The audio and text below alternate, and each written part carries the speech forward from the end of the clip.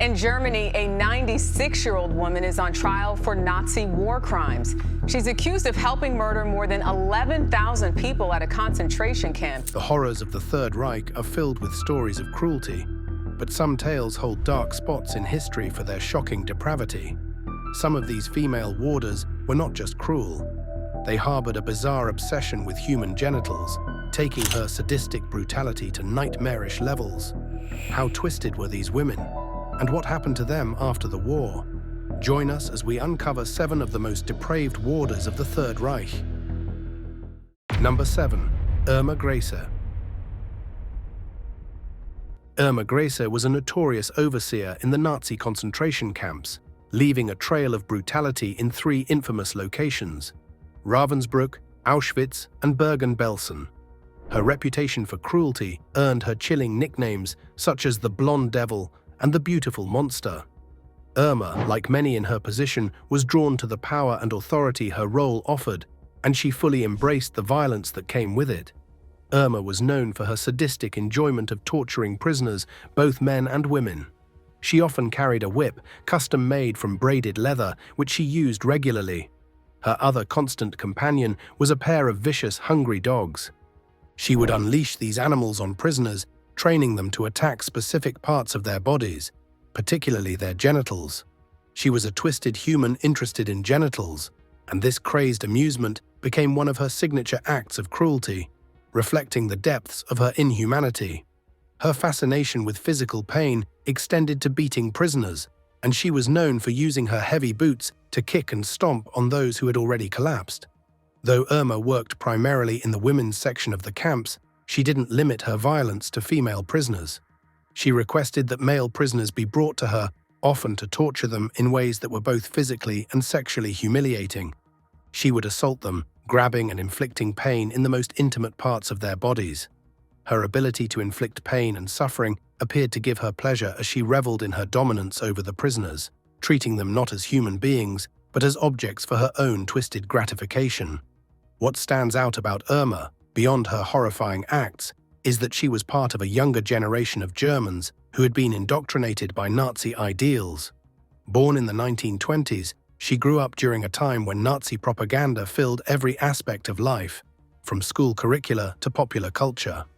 In 1939, she decided to study nursing at Hohenlychen, a facility that catered to high-ranking Nazi officials, all of whom sought treatment there. The institution's reputation for providing the cure to these powerful men reflected its importance within the Nazi regime. At Hohenlychen, Irma trained under Karl Gebhardt, one of Europe's most famous orthopedic surgeons. However, Gebhardt was also an alter Kämpfer, or old fighter, who had been an early member of the Nazi Party. He had marched with Hitler, Goering, and others during the Munich Beer Hall Putsch in 1923, an early Nazi attempt to seize power. Gebhardt's medical work during the Holocaust also became infamous for the brutal experiments he conducted on human beings. Alongside Dr. Hertha Oberhauser, the only female physician convicted in the doctor's trial at Nuremberg, Gebhardt carried out horrific experiments at the Ravensbrück and Hohenlychen camps. They focused on procedures like bone grafting and the use of sulfur drugs to treat gangrenous wounds. One particularly gruesome area of experimentation involved transplanting bones and attempting to regenerate severed nerves. These experiments caused immense suffering to their victims, and Gebhardt's role in them marks him as a key figure in the abuse of medical science under the Nazi regime. For Irma Graer, witnessing these experiments may have been her first exposure to sadism. This constant exposure to the regime's hateful and militaristic worldview undoubtedly shaped her and others like her, who found roles in the camps and other arms of the Nazi state. Irma's violent tendencies, however, were not the only aspect of her behavior that drew attention. She was known for her relationships with other guards and overseers, reportedly engaging in intimate relationships with many of them. This behavior further cemented her reputation, and many of the male overseers referred to her in degrading terms, highlighting the toxic mix of power and sexuality that pervaded the camp environment. Irma's eventual fate came after the war ended, when she, along with other camp personnel, was put on trial for war crimes. Her actions, so stark in their brutality, could not be ignored. She was convicted for her crimes and executed in 1945, at the age of just 22. Her short life was marked by an extraordinary level of cruelty, a reminder of the horrors of unchecked power and the devastating consequences of a system that fosters hatred and violence. But she was just one of the many depraved wardens of the Third Reich. Who were the others? Number 6. Maria Mandal. Maria Mandal, often referred to as a monster by those who knew of her actions, held a position of immense power as the head of the women's section at Auschwitz and Bergen-Belsen concentration camps. Her role in the deaths of over 100,000 prisoners left a permanent mark on the history of the Holocaust. Mandal was known not only for her cruelty, but also for the strange and manipulative ways she treated some of the prisoners under her control. One of the most chilling examples of Mandal's influence was her initiative to create an orchestra within the camp. While it might seem bizarre to imagine music in a place of such suffering, this orchestra served a grim purpose. New arrivals at Auschwitz were greeted with music, as though to distract them from the horrors that awaited. For the musicians themselves, this orchestra was both a blessing and a curse. Being a skilled musician gave prisoners a slight chance of survival. Those chosen to play in the orchestra were housed separately from the general population, fed better, and spared the harsh labor that many other prisoners were forced to endure. However, their survival was always precarious, and the music they played often accompanied the deaths of others. Mandal's musicians were one of the few groups of prisoners who received relatively better treatment. But this kindness was strictly limited to them. For the vast majority of prisoners, life in the camp was marked by unimaginable suffering, misery, and the constant threat of death. Her power and the system in which she operated ensured that most prisoners faced imminent death, whether through forced labor, starvation, or execution. Mandal had a disturbing habit of playing with people, treating them like toys or pets. At times, she would take a particular liking to a prisoner, a woman, a child, or sometimes a mother with a young child. For a brief period, these prisoners would experience a strange sort of favoritism. Mandal would feed them well, dress them in clean, nice clothes, and even take them for walks, seemingly lavishing them with care. But this illusion of kindness never lasted long. As soon as she grew bored with them, she would send them away, usually to their deaths in the gas chambers. It was as if she derived pleasure from controlling their fate, deciding when their short reprieve would end. However, Maria Mandal's journey into one of the darkest roles of the Holocaust was far from preordained.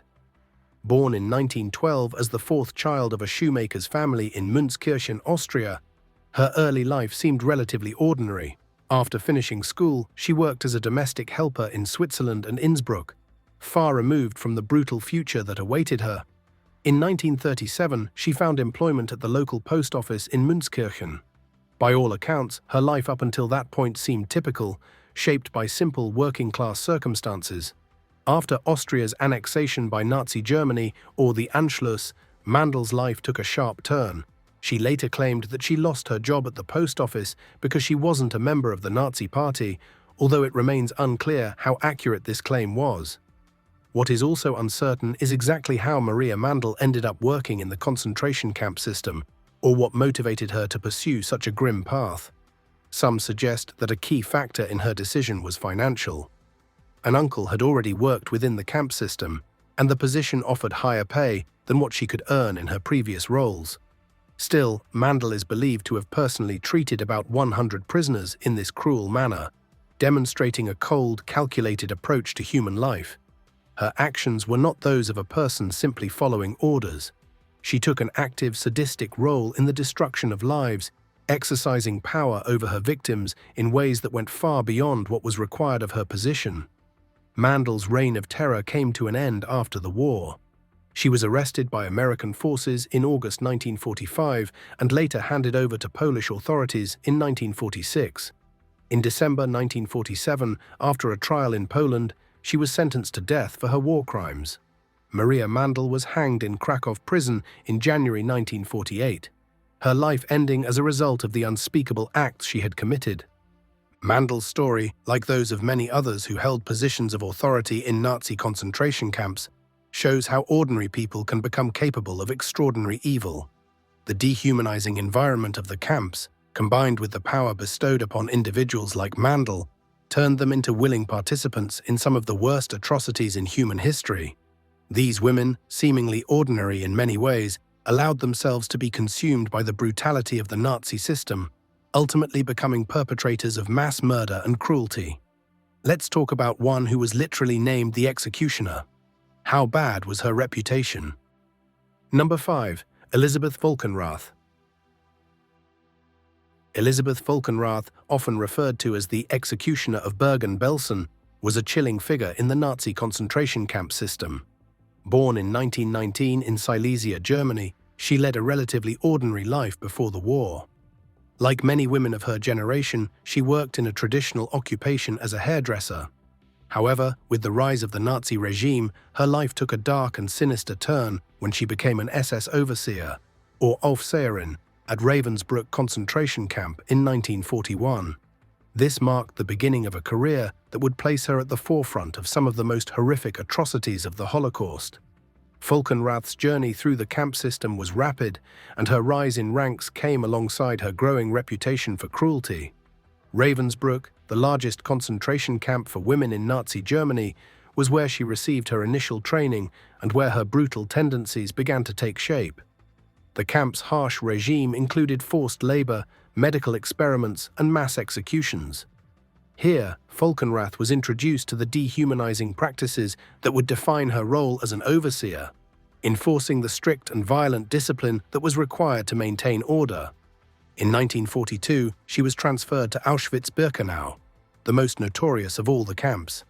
At Auschwitz, she rose to the position of head female guard, a role that put her in direct control of the women's camp. Her most infamous responsibility was overseeing the selection process when new prisoners arrived. As part of this process, she would separate those who were deemed fit for labor from those who would be sent directly to the gas chambers.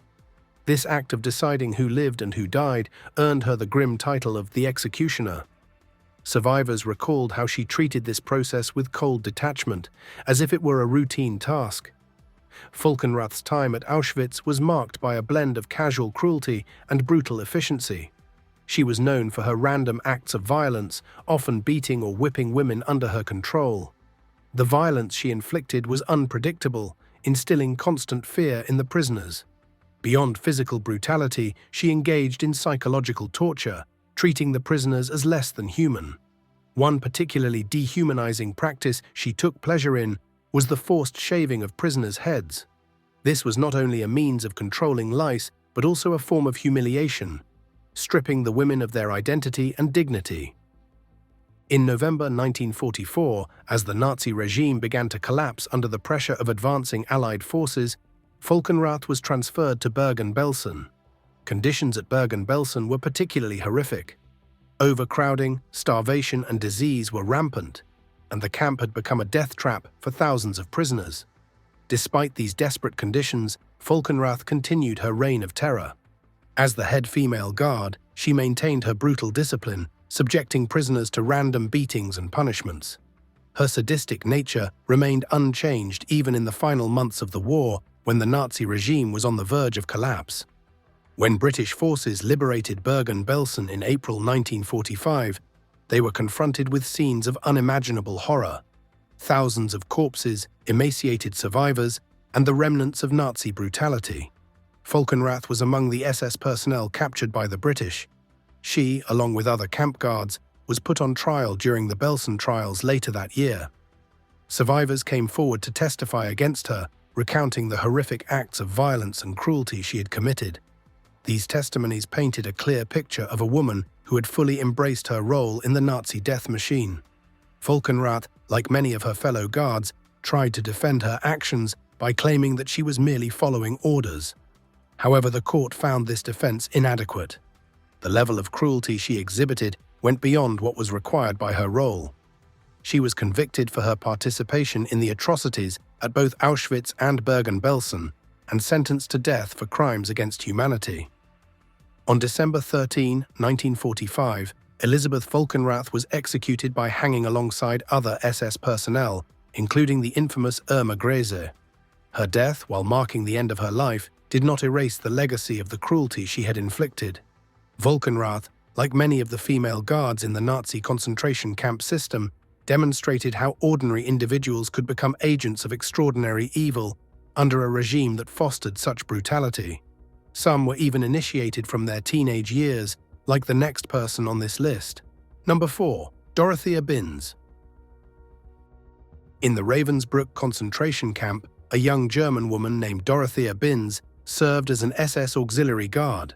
Like many young women in Nazi Germany, Dorothea, popularly called Dorth, came from an ordinary background and, after finishing school, sought a position within the SS auxiliary unit.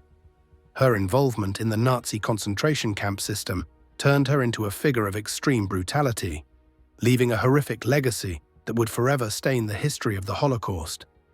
Dorth's journey into this world began in 1942, when she was assigned to Ravensbrück, a concentration camp primarily for women. Ravensbrück was notorious for its inhumane conditions, forced labor, and the daily suffering endured by thousands of prisoners. Barely 20 years old, Dorth quickly rose through the ranks, showing a natural inclination for the rigid and violent discipline required by the SS. She became a trainer at the camp's Guardian School, where her job was to shape new female guards. In this role, she not only enforced harsh policies, but also taught cruelty and violence as essential tools for maintaining control over prisoners. In this place, prisoners were subjected to solitary confinement, a fate that often amounted to a death sentence. Life in those cells was brutal. The lack of food, ventilation, and basic care meant that very few prisoners left alive. Dorth, fully embracing her role, actively worked to ensure that the number of survivors remained low. Her cruelty did not go unnoticed, and in 1943, she was promoted to deputy chief of the camp's SS guards, a position that put her in control over the lives of thousands of prisoners. As deputy chief, Dorth wielded significant power. She was known for her sadistic treatment of prisoners. Armed with a whip, a club, or whatever she could find, she never missed a chance to assert her authority through violence. She kept a dog by her side, which she used to further intimidate and terrorize the prisoners. On more than one occasion, her violent outbursts ended in death. In one instance, she beat a prisoner to death with a pickaxe, seemingly without provocation. Her cruelty extended beyond just physical beatings. Dorth had a particular enjoyment in humiliating and dehumanizing prisoners, especially women. She was known to target individual prisoners during her rounds, singling them out under the pretense of some minor offense or simply for her amusement. Prisoners would be dragged to her office or an empty cell where she subjected them to horrifying acts of torture. She often forced her victims to undress and would beat them mercilessly with a whip. The cruelty extended to sexual violence as well, with Dorth admitting to fellow guards that these acts gave her a disturbing sense of satisfaction. Binns's brutal behavior earned her the notorious nickname, the Beast of Ravensbrück. She embodied the violent, merciless culture that permeated the camp system. Dorth was not unique in her sadism. Many of the guards in concentration camps, both men and women, were indoctrinated with the Nazi ideology of racial superiority and dehumanization of the enemy, which included Jews, political prisoners, Romani people, and others deemed undesirable by the regime. However, what made Dorth stand out was the zeal with which she carried out these atrocities. The experiences of women like Dorth in the concentration camps remind us that the machinery of oppression under the Nazi regime was not limited to the men in power. Women played significant roles in the atrocities committed during the Holocaust. While some women, like Dorth, directly inflicted physical violence, others participated in different ways, through administrative work or by overseeing the daily horrors of camp life. These individuals were part of the same system that perpetuated unimaginable suffering, and their roles highlight the wide-reaching impact of Nazi ideology on all levels of society. One of them is Ilse Koch. Who is she? Number 3. Ilse Koch. Ilse Koch, outwardly a model of the dutiful German wife and mother, lived a life that sharply contrasted with her public image. In May 1937, she married Karl Otto Koch, an SS colonel who was then the commander of the Sachsenhausen concentration camp. Their marriage marked the beginning of a disturbing chapter in Ilse's life, as she soon became infamous for her cruelty and sadism. She embodied the role of a devoted wife and mother in the eyes of society, always dressed in expensive clothes and caring for her children. But behind this facade was a woman who played an active role in the horrors of the Nazi regime, particularly in the brutalities committed at the Buchenwald camp. When Karl Otto was transferred to Buchenwald, a newly established camp near Weimar, Ilse followed him. It was at Buchenwald that her reputation for brutality became widely known. Living in an elegant home on the camp's grounds, Ilse Koch enjoyed a lavish lifestyle, in sharp contrast to the harsh and dehumanizing conditions faced by the prisoners. While inmates were starved, tortured, and worked to the point of exhaustion, the Kochs indulged in luxury. Ilse had a special horseback riding arena constructed for her personal use, and she took pleasure in tormenting prisoners, often forcing them to perform grueling physical tasks for her amusement. Armed with a riding crop, she would beat prisoners without hesitation, further feeding her reputation as a sadist. She took great interest in the interrogation and torture of these prisoners, often attending these sessions with an unsettling enthusiasm. Unlike many others who might have distanced themselves from the grim realities of concentration camp life, Ilse inserted herself into it, enjoying the suffering she saw. One particularly disturbing aspect of her sadism was her fascination with the physical torment of prisoners, specifically focusing on their most vulnerable areas. She took pleasure in inflicting pain, using torture as a way to assert her dominance over those who were helpless and powerless. Ilse's cruelty earned her the infamous nickname Frau Lampshade, a reference to her reported involvement in using human skin from murdered prisoners to make items such as lampshades. It was said that she took part in the process of selecting prisoners with tattoos that she found interesting, having their skin removed and preserved. While these grotesque artifacts became part of her personal collection, they symbolized the complete disregard for human life that permeated the concentration camps. Her role in these horrific acts earned Ilse another nickname, the Witch of Buchenwald. It wasn't just her participation in the physical violence that made her so feared, but the way she seemed to enjoy it. She became one of the most notorious figures associated with Nazi concentration camps, embodying the depravity that was allowed to flourish within the system. However, Ilse's husband, who had once been the powerful commander of Buchenwald concentration camp, faced a downfall in the later years of the war. By the end of 1941, he was removed from his position under suspicion of corruption, accused of skimming money from the camp's profits that should have gone to the SS. In 1945, an SS court found him guilty of corruption and graft, and he was executed by the SS, a rare instance where the Nazi regime turned on one of its own for internal corruption rather than war crimes. After the war, Ilse Koch and her remaining children relocated to Ludwigsburg, near Stuttgart. However, her involvement in the atrocities committed at Buchenwald did not go unnoticed. In 1947, she was arrested by Allied forces and put on trial at a military tribunal held at Dachau, along with 30 others connected to the horrors of Buchenwald. During the trial, Koch was charged with multiple crimes, including the abuse of prisoners and her alleged role in selecting inmates with distinctive tattoos to be killed, with their skin being used for gruesome artifacts like lampshades, book covers, and gloves. Although many survivors testified about these grisly acts, the prosecution could not conclusively prove Ilse's direct involvement in creating these objects. However, she was convicted for her participation in the broader abuse and exploitation of prisoners, part of the common design of violence that defined the camp's operation. For this, she was sentenced to life in prison. However, Ilse's case took a controversial turn when in 1949, US military authorities reduced her sentence due to political reasons tied to the rising tensions of the Cold War.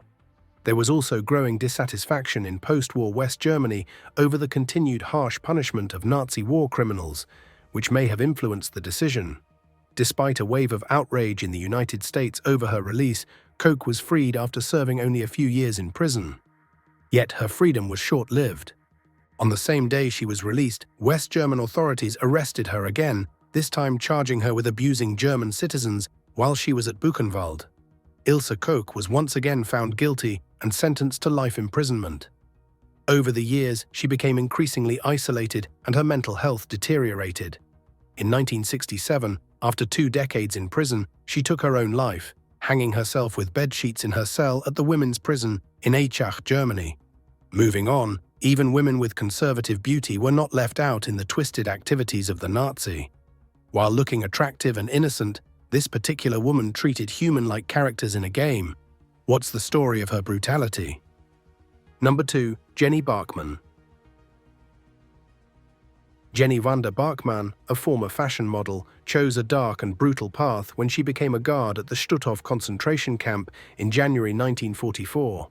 Though the camp was small compared to other Nazi concentration camps, it provided Barkman with the opportunity to exercise her cruelty and indulge in her sadistic tendencies. Like many female overseers in the Nazi camps, Barkman quickly developed a reputation for her vicious treatment of prisoners. She seemed to take great pleasure in using her power to humiliate and brutalize those under her control. One of her key roles at the camp was selecting prisoners for the gas chambers, deciding who would live and who would die. The immense power over life and death seemed to give her a sense of satisfaction. She would walk slowly along the lines of prisoners, taking her time to choose the next victim.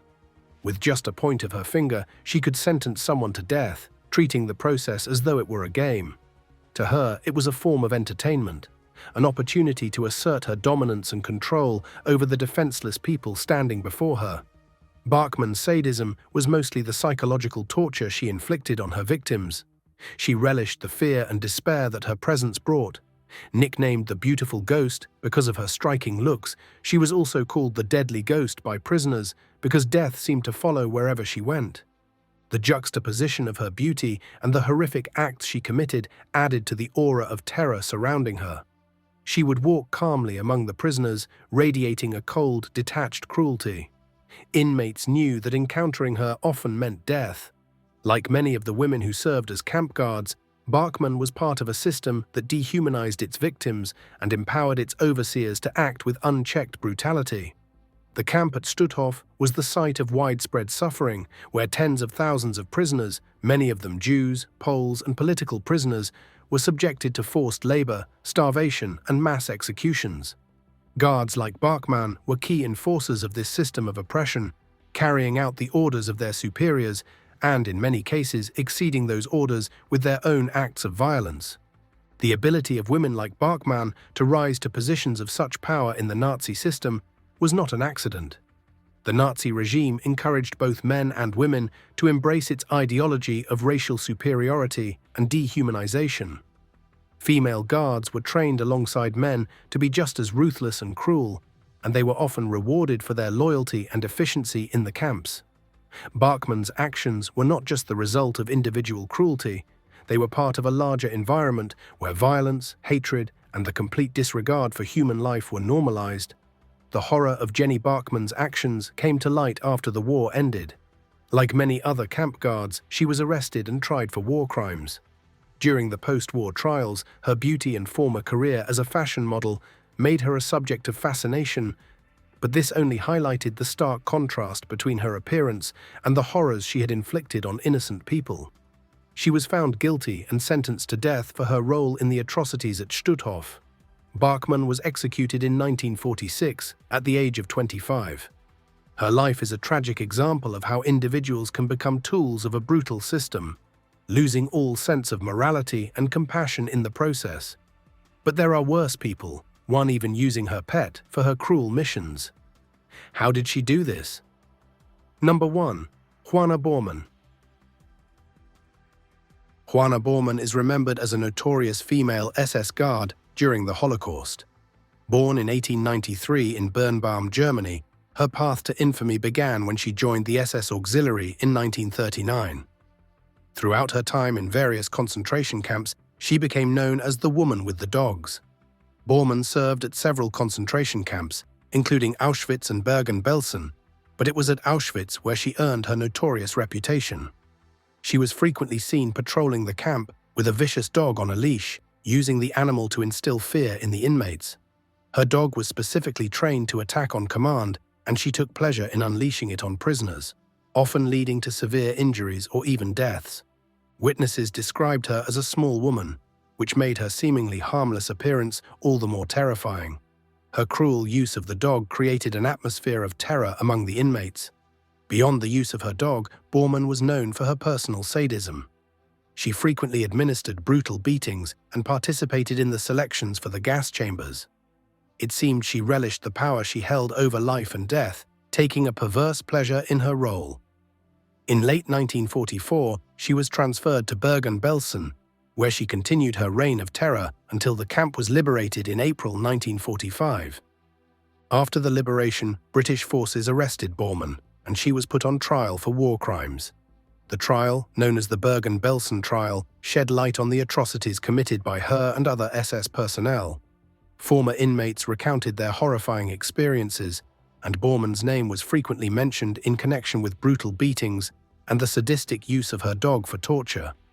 Despite her defense that she was merely following orders, the evidence against her was overwhelming. The court found her guilty, and on December 13, 1945, Hana Borman was executed by hanging. Borman's legacy serves as a chilling reminder of the depths of cruelty that can exist in individuals, especially when they are granted unchecked power.